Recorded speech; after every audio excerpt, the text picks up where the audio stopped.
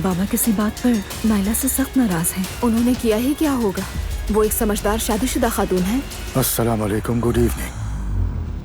नायला भाभी नहीं आ रही? तुमने क्या कि मेरी जान, आज कैसा गुजरा दिन तुम्हारा? हम गिरजा घर गए, मोमबत्ती जलाई और दुआ मांगी। तौबा या रब या रसूल अल्लाह। वो भी तो एक इबादत की ही जगह है ना। गलती की है तो मानो उसे।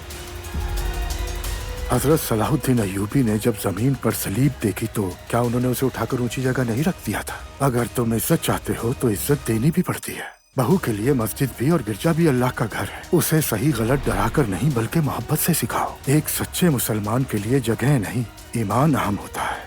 मैंने एक फैसला किया है। एक्चुअली मैं जवाबी मुकदमा दायर करना चाहती हूँ। मुआफी तो दूर की बात, वो भी जवाबी मुकदमा दायर करने का कह रही है। जैनब को इससे बचाना है। अगर उसे गिरफ्तार कर लिया तो स्कूल वाले नौकरी से निकाल देंगे उसे।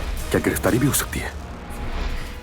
अहमक, कितनी पागल हो तुम। मॉम की बात नहीं मानी ना? भुगतो आप।